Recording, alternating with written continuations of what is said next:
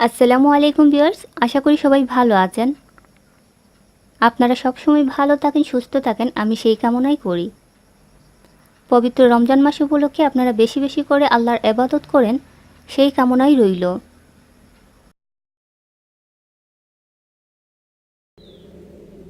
রমজান মাসের ইফতারিতে কিন্তু আমাদের প্রত্যেকের ঘরে ইফতার টেবিলে কোনো না কোনো ধরনের শরবত কিন্তু থেকেই থাকে।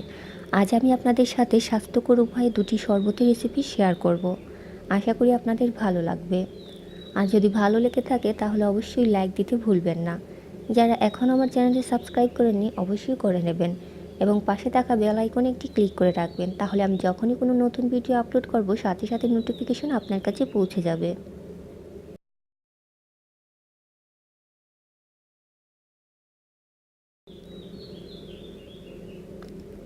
প্রথমে আমি তৈরি করব কাঁচা আমের শরবত। আশা করি আপনাদের ভালো লাগবে। কাঁচা আমের শরবত তৈরি করার জন্য দেখতেই পাচ্ছেন আমি দুটো আম নিয়েছি এবং আমের খোসাটা ফেলে আমি এগুলোকে সেদ্ধ করে নেব। সেদ্ধ করার জন্য আমি হাঁড়িতে পর্যাপ্ত পরিমাণ পানি দিয়ে দিয়েছি। এবার ঢাকনা দিয়ে ঢেকে দিচ্ছি এবং পুরোপুরি সেদ্ধ হওয়ার পর ফিরে আসছি। আমটা পুরোপুরি সেদ্ধ হতে খানিকটা সময় লাগবে। মাঝপথে আমি এটাকে একবার নাড়াচাড়া করে দিচ্ছি। দেখতেই পাচ্ছেন আমার আমটা সেদ্ধ হয়ে গেছে। এবার এটাকে আমি নামিয়ে রেখে দিচ্ছি ঠান্ডা হওয়ার জন্য। তাহলে ফিরে আসছি আমটা পুরোপুরি ঠান্ডা হওয়ার পর। আমি কিন্তু এখানে যে বাড়তি পানিটা দেখছেন এই পানিটা কিন্তু ফেলে দেব না।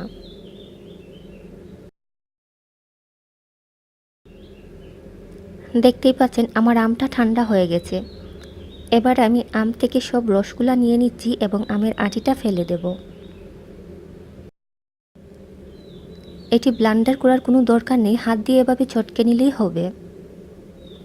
এবার আমি আটিগুলা ফেলে দিচ্ছি।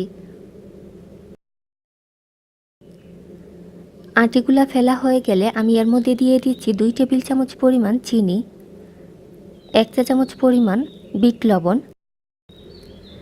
পুদিনা পাতা বাটা দিয়ে দিচ্ছি 1 চা চামচ। আপনাদের হাতের কাছে যদি আস্ত পাতা থাকে তাহলে কিন্তু আপনারা শরবতের সাথে ব্লেন্ডার করে নিতে পারেন। যেহেতু আমার কাছে বাটা ছিল তাই এই জন্য আমি বাটাটাই দিয়ে দিচ্ছি। কাঁচা আমের শরবত বানানো কিন্তু খুবই সহজ। আমি এখানে চিনিটা আমি আমার নিজের স্বাদ মতো দিচ্ছি। চিনি, লবণ এবং পুদিনা পাতা, আপনারা আপনাদের স্বাদ মতো লবণটাও ব্যবহার করতে পারেন। আমি এখানে বিট লবণ ব্যবহার করছি, আপনারা চাইলে সাধারণ খাবার লবণও ব্যবহার করতে পারেন। অনেকে আবার পুদিনা পাতার স্মেলটা পছন্দ করেন না, সেক্ষেত্রে বাদ দেওয়া যেতে পারে। দেখতেই পাচ্ছেন আমি পরিবেশন করার জন্য বরফ কুচি নিয়েছি। আপনারা চাইলে কিন্তু শরবতের সাথে শুধু ঠান্ডা পানি দিয়েও আপনারা চাইলে কিন্তু আমকে সেদ্ধ করে এভাবে চটকে নিয়ে বছরখানিক সংরক্ষণ করতে পারেন। খুব ভালো করে সেদ্ধ করে চটকিয়ে আপনারা একটা এয়ারটাইট বক্সে ভরে ফ্রিজে রেখে দিতে পারেন, তাহলে কিন্তু এটা অনেক দিন ভালো থাকবে।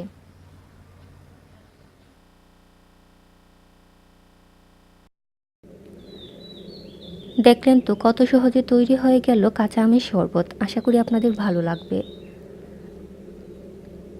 এবার আমি আপনাদের সাথে শেয়ার করব বেলের শরবত। বেলের শরবতটা আমি এই মুহূর্তে তৈরি করব না। এই বেলের শরবতের রেসিপিটা কিন্তু আমি আগেই আপলোড দিয়েছি।